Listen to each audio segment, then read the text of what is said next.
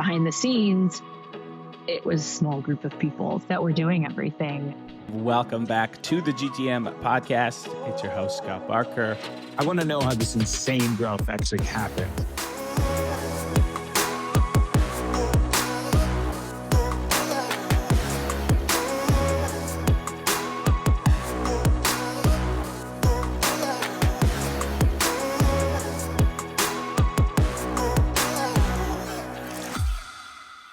Hello and welcome everyone to the GTM podcast. This is a special episode today, and I will tell you why shortly. But as always, we appreciate you rocking with us. The support recently has been incredible, seeing the downloads go up and up, and the support of the newsletter as well. So if you haven't checked out the GTM newsletter, please do.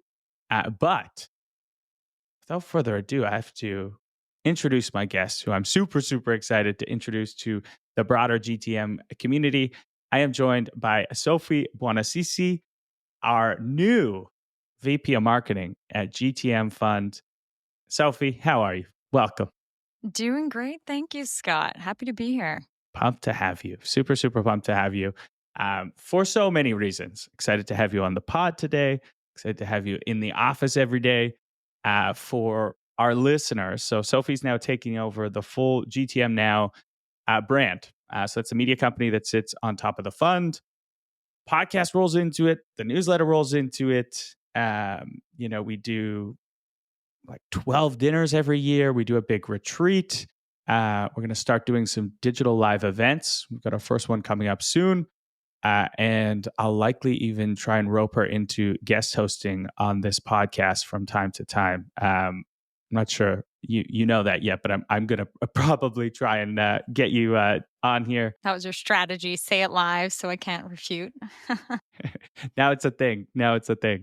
All right. So Sophie, for the listeners, who is Sophie? Do you want to just talk a little bit about your background and how you ended up ultimately at GTM Fund? Definitely. And I'd say it's not uncommon in the sense of, like many marketers, I came out through a bit of an unconventional path. I started in the public sector and federal policy analysis and writing before pivoting to tech. And then most recently, I spent 4.5 years building a company called Spiralize, or helping to build a company called Spiralize, which is a predictive conversion optimization service. So ran optimization strategy, then expanded to running our go-to-market. Incredible experience. We experienced tremendous growth, especially surging due to COVID, built a product. It's fantastic. And it's been a really great transition to GTM Fund, because at Spiralize, I was supporting SaaS and technology go-to-market leaders excel in their function. At GTM Fund, I'm supporting SaaS and technology go-to-market leaders similarly, but more in their careers, and also founders. So then the role itself has a slight scope adjustment. Also, previously I was spread across a few different functional areas, whereas now I'm more greatly focused on my main functional area, marketing. I love it. And it's interesting. There's some parallels between your background and Paul Irving, who many know who listen to this podcast, our platform director, who has now become a partner. So before Paul got into finance, he was at BC Children's Hospital.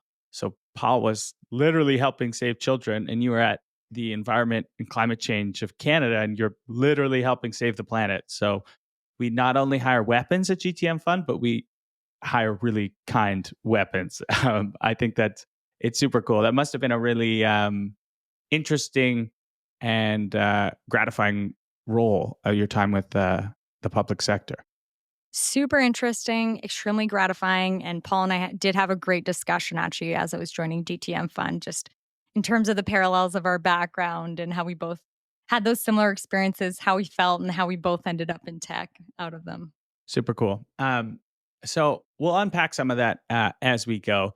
But for listeners, I thought it was super important, one, that we bring you on, introduce you to the community, and welcome you to the community. But there is a ton of learnings, I think, that we can tease out from your hiring process. I think you ran an absolutely incredible process from application through interview to assignment to back channeling to everything. And, right now it is a super tough hiring market out there.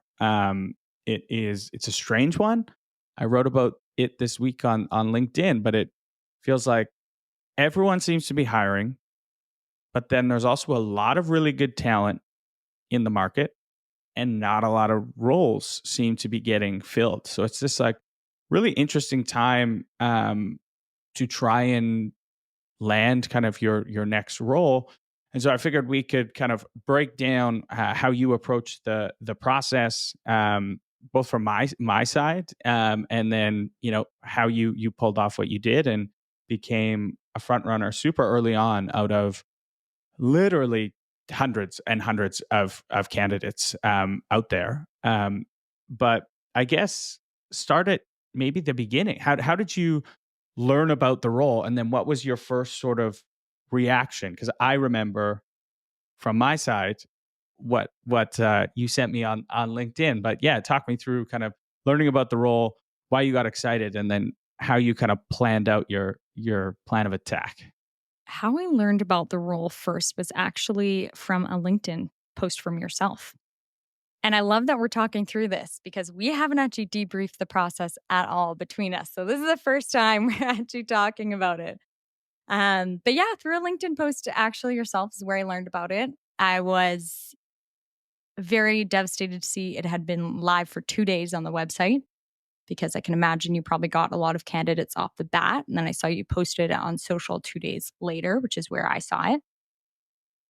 And that's where I first learned about it. And what went through my head was this is the perfect role for myself and in general. And that was really the initial reaction. And then I'm happy to break down how I really planned out my plan of attack because it really starts before the application process itself, really leading up to role, before even seeing that post from yourself on LinkedIn, and then the application process itself. Hmm. Yeah.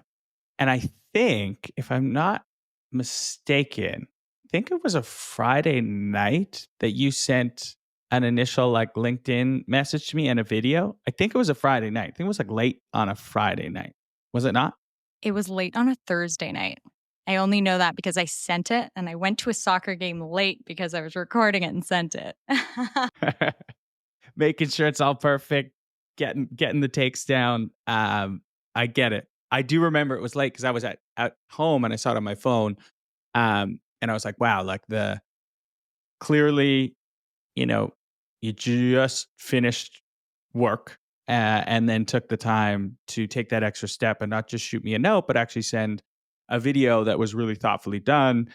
Clearly had put a lot of time and effort into it. And I thought that was super cool, and definitely got my attention, because a lot of people were just, sending a quick note, sending an email, sending a quick message, and anything that you can do that gives you any slight differentiation is huge. And, marketers, that's what we're trying to do, all day long. But yeah, talk me through, how you thought about approaching this application process. And, you're already, maybe 2 days behind the rest.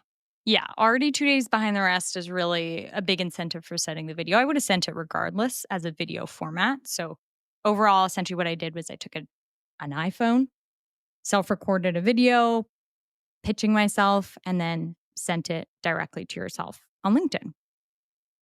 But I'd say if we were to reel it back, it actually starts way before that because there's really two areas or key areas when we think about career growth, when we think about, identifying a job that you're really excited about and how to land that job. And the first is proactive. So it's actually prior to identifying that role for myself, prior to identifying the GTM Fund role. And it's being intentional about your direction through a continuous feedback loop. And the second is proactive or reactive. Once you've identified a company or role you're interested in, the application process itself. So we can break each of these down and happy to provide any examples related to the hiring process itself at GTM Fund. Yeah, no, let's do it. Let's start with kind of that first pillar there. So proactive. How do you think people should be setting themselves up? Maybe they're in a role right now that they're enjoying, but they have ambitions to, do something else. They're getting an itch to get challenged again. How do you think about that proactive piece when, you know, you haven't identified that perfect role just yet? Really being intentional about direction and proactive just through a continuous feedback loop. So, what this means essentially is actively and purposefully taking action and assessing how you feel from that action in order to use that feedback to learn for future direction.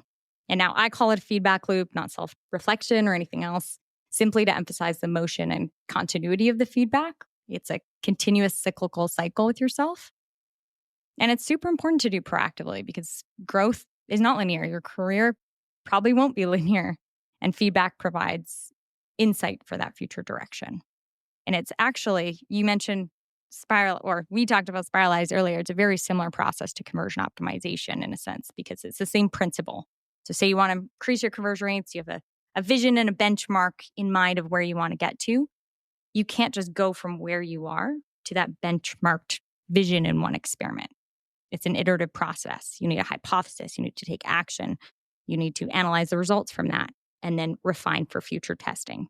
And it's the same thing. You need to just take action, even if you're in a role you really enjoy, to explore your curiosities, to explore these other areas, because then you can analyze how you feel and adjust any direction accordingly.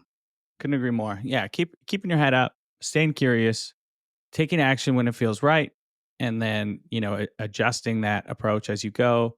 I also, one thing that I've personally done, and I'm sure someone taught this to me, it wasn't like innate, but like every year I'll kind of look back on my story and the things I've learned that year, and I'll kind of readjust how I explain my career narrative based on the things that I've learned recently, because you can't paint a perfect picture of where you've been in the past without all the information up until like this point. And I think a lot of folks, they'll kind of think through their career arc, how you explain your experience to date through a lens of when you did that exercise 3 years ago, 2 years ago, and you just add a few things on, where in reality, kind of the whole thing shifts once you've had more life experience. You can realize maybe why you did things better or the lessons you learned with the mindset that you have now. And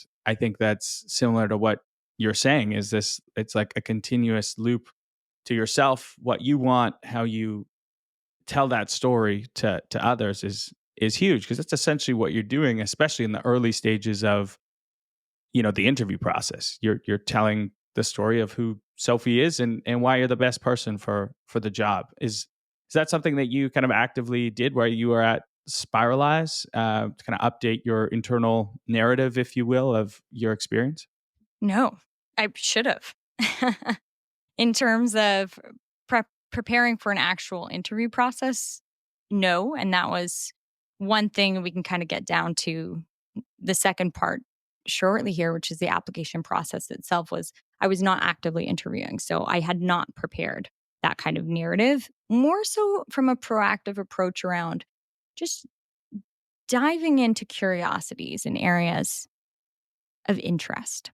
So, for example, one that helped ultimately, now retrospectively, you can actually put the pieces together, but lead me to GTM Fund was that I've always had a magnetic pull to entrepreneurship. So, with that entrepreneurial pull, passion for innovation, love for building, I thought for a little while that the direction for me would be to personally walk the entrepreneurial route myself. And I've tinkered with building things on the side, loved it, but found there wasn't really one thing I had the fire to fight for creating a solution for, where there wasn't already a fine solution in place.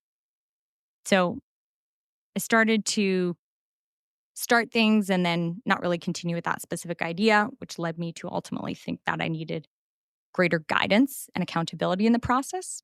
So I joined a startup incubator. Now, keep in mind, this is super part-time, designed for people in full-time operator roles. This is more slight experimentation on the side. But the feedback from that experience and ultimately pursuing that passion and curiosity was what enabled me to get that feedback. So paired with all the past experience leading up to it also allowed me to realize that my interest is more broad than actually one specific problem and is actually more rooted in a wider involvement and impact, the ability to support many founders in their journey, which, of course, GTM Fund is directly in line with. Certainly in the right role for that. And yeah, you get to be, call it an entrepreneur with the GTMnow brand. It is only 6 months old, so there is so much room for growth, exciting things to do, and getting to own that and build that is a cool way to flex that entrepreneurial mindset, which many of us share at the fund. I think it takes that curiosity of an entrepreneur to be able to dive into all these different facets of what we do with the fund, with the media and the community. Certainly no day is the same. But okay, so you send this video to me, it catches my attention. I send a note back, and at that point I'd literally already had like a couple interviews from my side, but I was like, no, this is awesome. And then I think we exchanged a few emails, and then I texted you, and because I saw you were in Vancouver, and I was like, hey, can you meet for coffee? And one of the things I really liked was the turnaround time on that was super quick, and you're like, yeah, I can meet like this afternoon, which is pretty incredible. And I think again was like, okay, this person really, really has the passion for this role. Talk me through how you're thinking from your end at this point.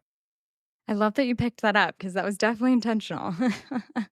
So glad to see it was acknowledged and appreciated there. But really, the application process itself, it comes down to reflecting on what type of role you're applying for. Is it a startup? Is it a larger organization with more structure?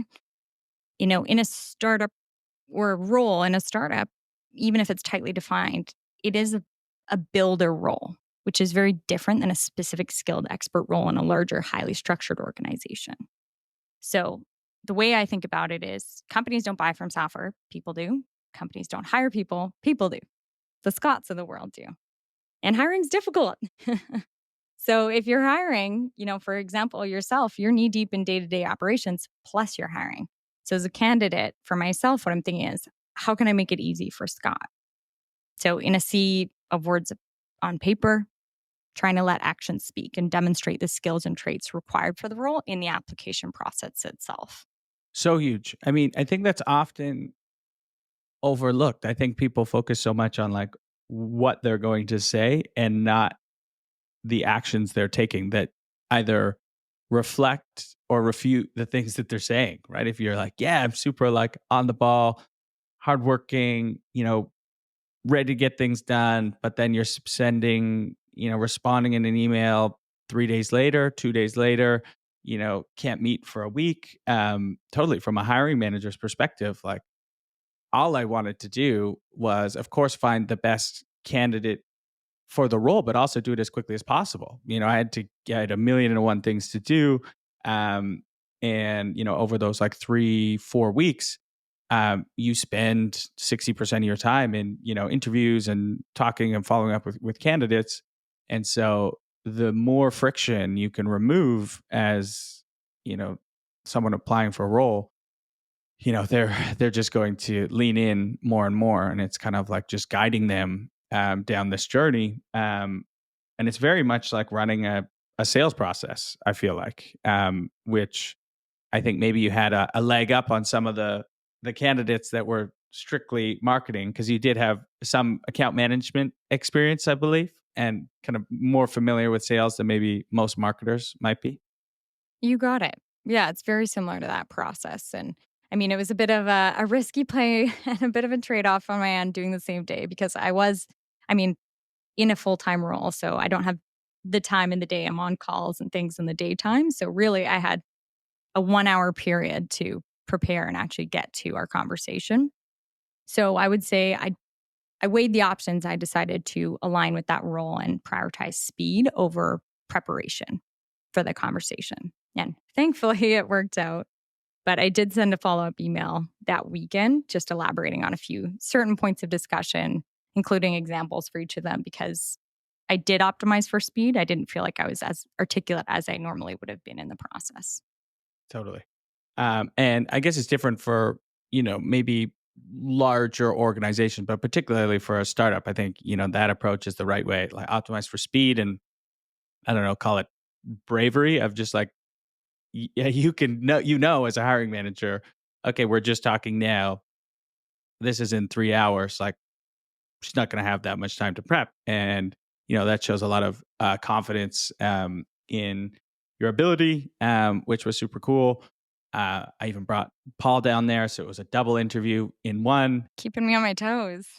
Right. But it also collapses the time, like the process time, right? If that next step of like talking to Paul could have been 3 days and now you're all of a sudden like 3 days ahead of maybe some other candidates, which is super cool. And then another thing I want to highlight, and I don't know how you did this, and I want to know because we haven't debriefed, but right in the middle of this hiring process, the team goes to SaaStr Annual. We did a big event with OpenAI, and then we were going right into our big annual retreat. It's like a really big deal for us. We get 120 of our LPs and founders together.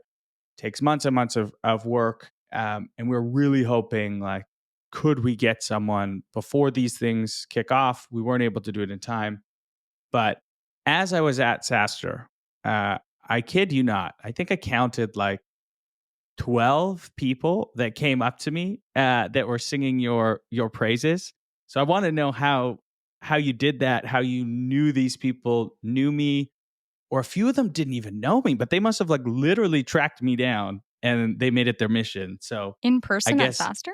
in person at SaaStr, in person. Interesting. I only know of one person because they said, "Hey, Max and Scott approached me at SaaStr."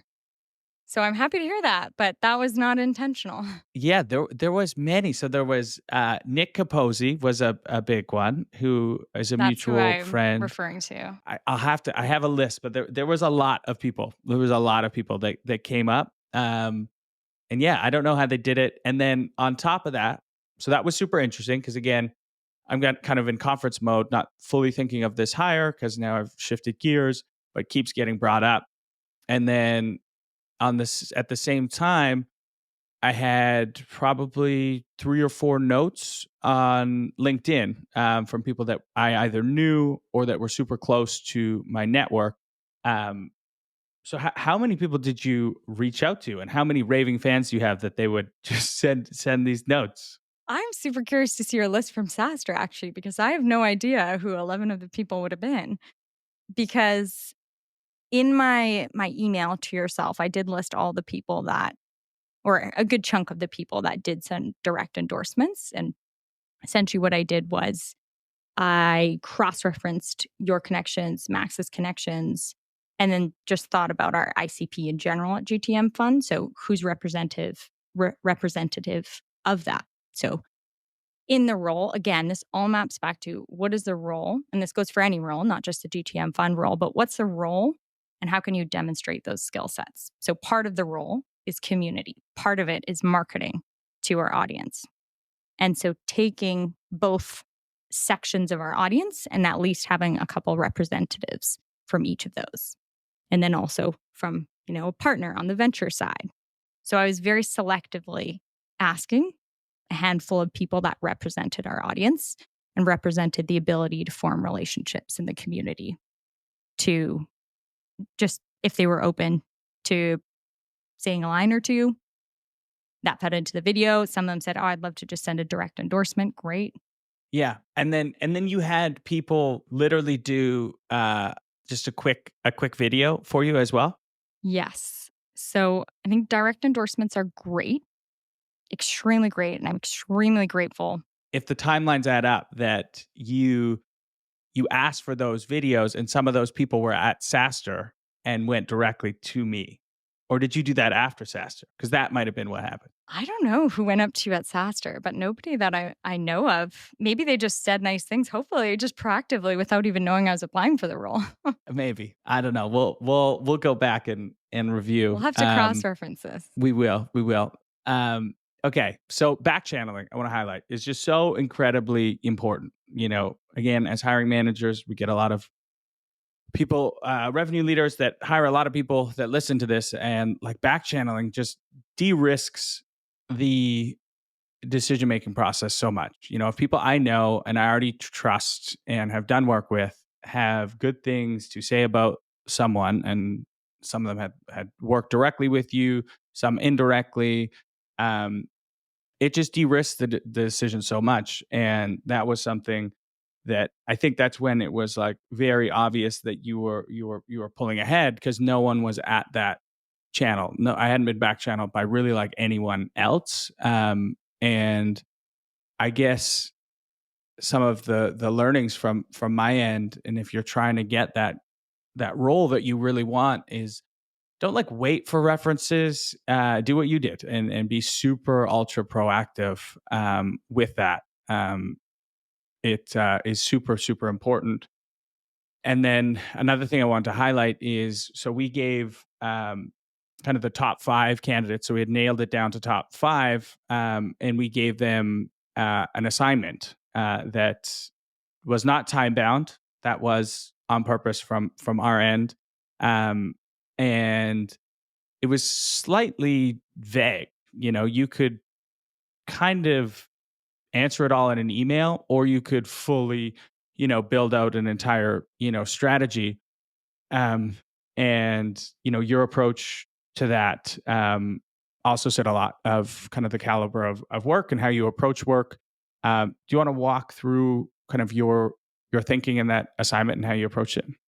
Absolutely. I thought it was a really interesting assignment that you provided, and thought that the approach of having more of a vague assignment was actually really interesting, because from a hiring perspective, I can imagine that at least shows a lot just around people's thinking, what approach, what format do they even take, things like that. So the assignment was a growth strategy for the brand. And the approach that I decided to take is more of a working format. So less presentation style, more how can we actually get into the sheet working together. So it was a Google sheet outlining all the different areas of the business and the growth strategies behind them. So the quick wins, the how to elevate the quality, and then the effect that it has on the overall company flywheel. And outlining those in a very working format, not the pretty presentation. Tried to make the sheet pretty, but it was very, very functional, is the approach that I did take to it. Which again, I think was the right approach. We kept it intentionally vague to really see how people were thinking about it. And you know moving as fast as we move, we needed someone to basically present a plan. And I looked at this and I was like, oh, Sophie could just go execute on this plan like tomorrow, and it would start moving the needle. She like clearly has a grasp on our business, what we need, how we're thinking about it. Um, and you did, I know you were working full time, and you turned that around in just a matter of days, which, again, it wasn't time bound for a reason. We want to see people's kind of like hustle and grit, and how they're thinking about stuff. But yeah, it was super well done. And I would say, you know, for folks out there who are trying to land a role, taking the extra time on that assignment is so, so, so important. Add the extra day, put the extra effort, go that extra mile, especially in a competitive situation like this. Like it's so, so, so, so, so important. So like just always be thinking, how can I up my chances of success? Couldn't be more important. And then was it after or before you did the assignment and then the video, was it? Yeah, same time. So how I thought about this was the assignment was a growth strategy itself. But what I wanted to do was acknowledge the endorsements to date, in a sense of just wrapping everything up in one when I did submit it. But then also have a layer in between, because the reason I did this wasn't actually from the reference perspective, it was more from the hiring perspective. And again, mapping back to the role, when you're in a builder role, character is super important. And it's so hard as a hiring manager to gauge character. So what I wanted to showcase was a little bit more of my character in the behind the scenes that it's really hard to see in an interview process when you meet somebody for the first time or maybe twice. So I think it was about 10 people that I intentionally selected, again, thinking about different ways that represent the role itself to actually record a quick snippet video just with some context on me or any kind of insight to who I am as a person or how they know me or if they've worked with me. And then I tied that back to one of the GTM Fund podcasts when I did submit it. So when I went to submit the growth strategy, which was assigned and probably what was expected, I also submitted it along with a video and the direct endorsements. And then, like you said, time's a big thing. So I did try to optimize for time and turn everything around in about 2 days. It was very, very well done. And I remember watching that video and I was like, it just keeps going. Like how many people does Sophie know that I know? And it was brilliant, cross-referencing people that I saw so many familiar faces.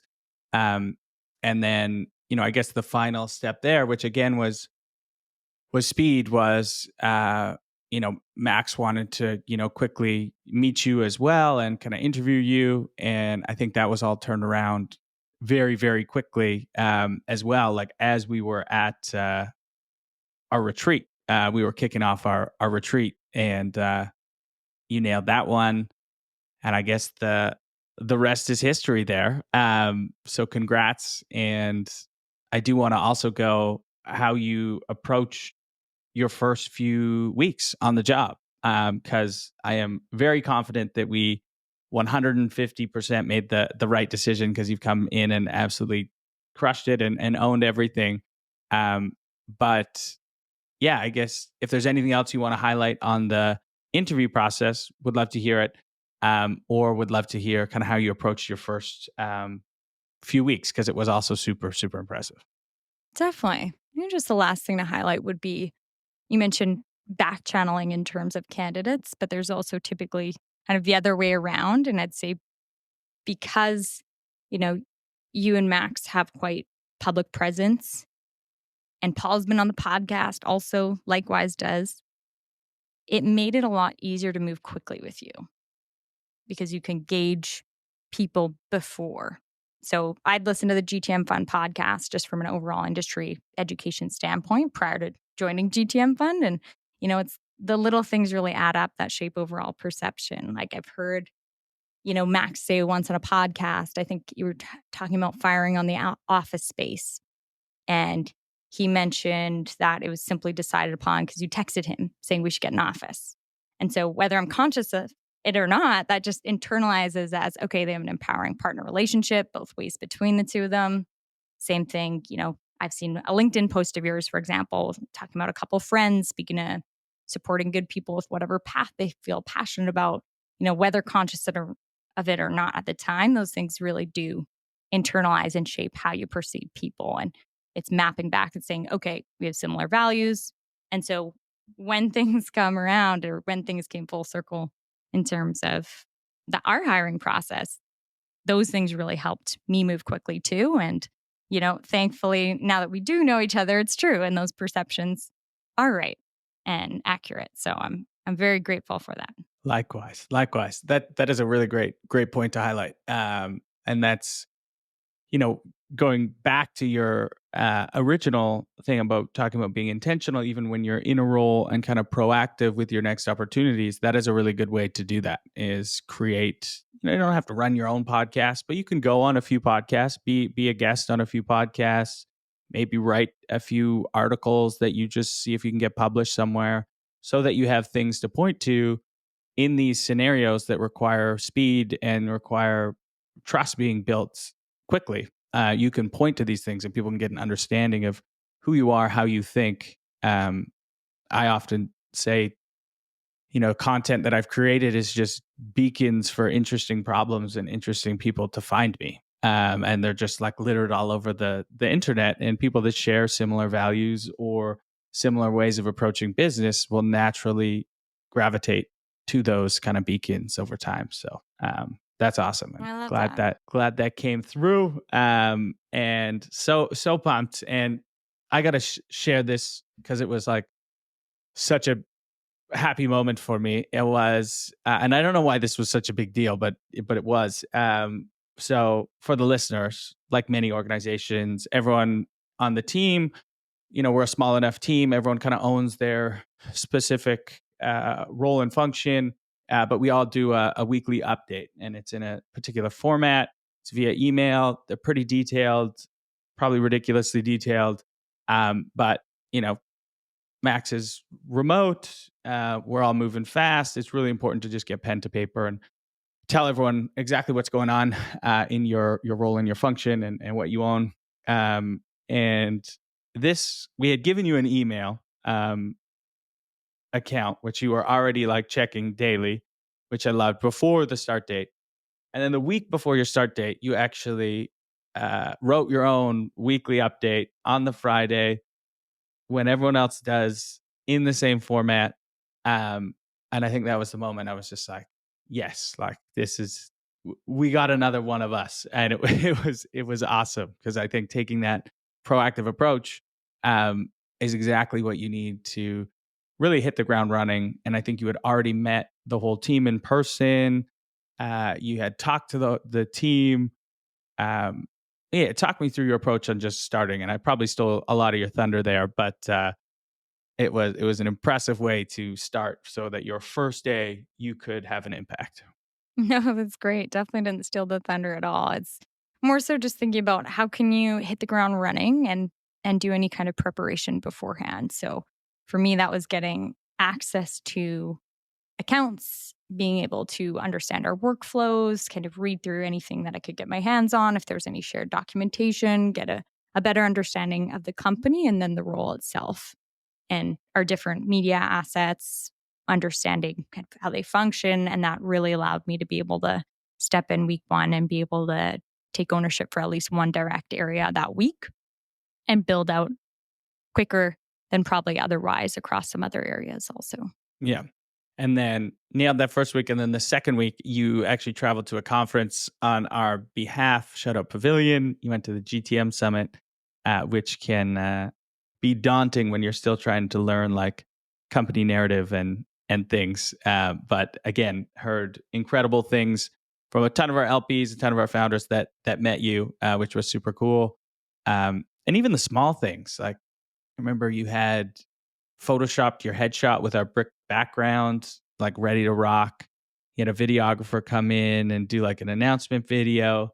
Um, all those things add up to, again, whether you're hiring or you're on your first little while, it's like, how can you build trust as quick as possible? And I think trust is what allows for speed, and startups, you know, the speed of how quickly you go is kind of like the currency. And so you need that trust there to move fast. And it's been pretty cool to see you build that in such a short period of time. You bet. And that video is actually a good benchmark because I always think about if you are able to record a video, speak to the company's value propositions, feel really comfortable and confident doing so on your first day, then that's a good place to be starting out because it's much harder to pick up the execution pieces while you're still learning more of the foundational value proposition information. And of course, I'm still absorbing and learning a ton, but being able to do that work ahead of time really enabled me to not only record a video day one, but just feel much more comfortable and confident and really focus on other areas and execution as opposed to the learning of those specific value props. It's huge, huge, huge. All right. So again, I want to congratulate you on an absolutely incredible process through and through. But I'm going to switch gears a little bit, and I am going to go to a listener question, but I'm actually going to steal the question this week and tee you up for a bit of a softball, we'll call it, because I know this is an area you spent a lot of time in and would love to hear your thoughts on it. For the marketers out there that listen to this, what are your top tips for landing page conversion optimization? I love it. I love it. I mean, I could go down a long list, but I'd say two things that are super important just broadly: messaging and perceived value in terms of how it's designed. So I'll start with the latter. Perceived value being people are going to impute the quality of the product, quality of the service from that landing page. So the design is important because it's forming that perception. Obviously, you can get super granular and test every single element, but I would just focus overall on how can you elevate the design, make it feel high quality. And then the former point, which is the messaging. And that is really focused on how can you make it as relevant as possible to that person. Yeah. So important. Over personalization, I think relevance is key. Any tips or tricks to make messaging more relevant? Does it really come down to like the intent data or how you're tracking who's coming to this landing page, or is it about iteration and just like constantly testing? I know it's a bit of a tough question, but would love your thoughts. Oh, it's a great one. It's a great one. And you can get super granular. It's a really fun area to play in because you can essentially segment and test the resonance of any kind of messaging based on those segments. The most valuable that I've found in my experience is qualitative research into how resonant that value prop is. So actually conducting ICP lookalike interviews, getting their feedback on how that actually resonates with them, to then create the hypotheses for each segment. And then you can personalize that messaging and test that messaging based on each of those segments. So doing the qualitative research up front to actually formulate the messaging and then testing that messaging. And you can segment it and personalize it if you'd like. Excellent advice. It's funny, like I feel like a lot of SaaS companies do a really good job at bringing in users to get their feedback on features, functionality, product roadmap, but it's very rare that we do that with our messaging. And I mean, that makes just total sense. Like, go to your best customers or go to a blind pool of your ICP or your main personas and just see if it lands. And then, A/B test that and keep track and make tweaks. And yeah, I think that's great advice for any founders or marketers listening to this. If you haven't done that exercise, I think everyone should be doing it. Absolutely. Perfect. All right. Sophie, two final questions for you. And you don't escape these final two questions because we ask them to every guest. And just because you are now in the GTM community and working at the fund, you still have to answer them. First question is, what is one thing that revenue leaders believe to be true that you think is bullshit or no longer serving us, doesn't work anymore?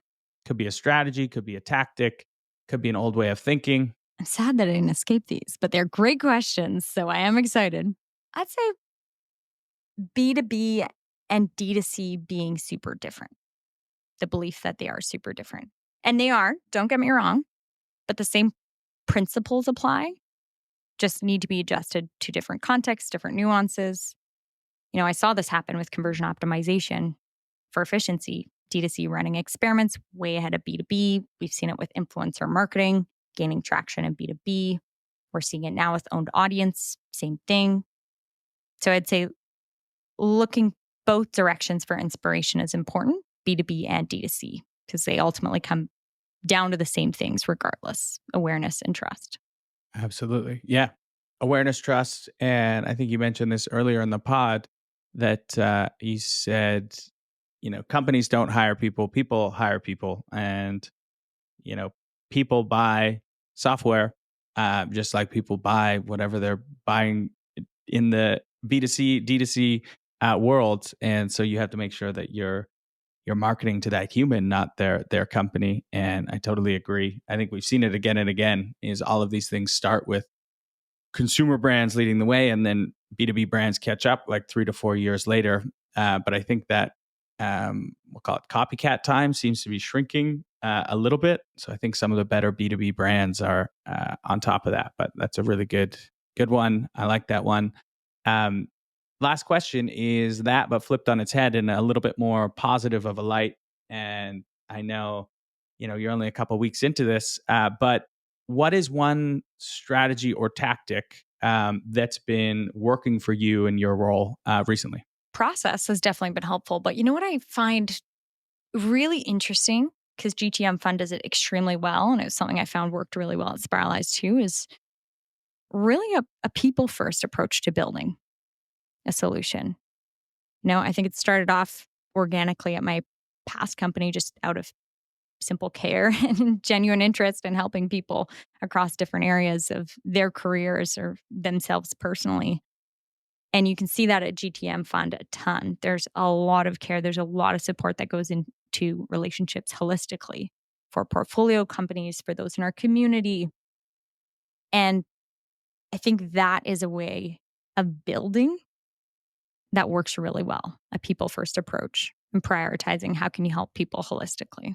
Couldn't agree more. Yeah, it's kind of the whole ethos behind the fund is, you get a lot of really smart people who have the experience and a give first mentality, and then you go find really smart people that are building, and then you match those two, and magic can happen, both in the community and the fund and the media stuff we're doing. So I love that. Well, Sophie, I couldn't be more excited to have you on the team. The whole team is super pumped. There's going to be a lot of exciting things coming out over the next couple months. So excited to have you on board. Thanks for sharing your journey, your backstory, and kind of how folks should be approaching the hiring landscape today. And to all the listeners, hope you found that super valuable. We're going to probably release a full newsletter on this topic over the next couple weeks. Go deep into kind of hiring, both from the current landscape, how we would land a role if you're looking for a role, and then on the flip side, how to attract sort of the best talent from a company lens. And I always say it, but listening is one thing, executing is another. Hopefully you internalize some of this, apply it to your job hunt, or apply some of these thoughts around conversion to your business. But before I let you go, Sophie, where can folks connect with you? Are you most active on Twitter, LinkedIn?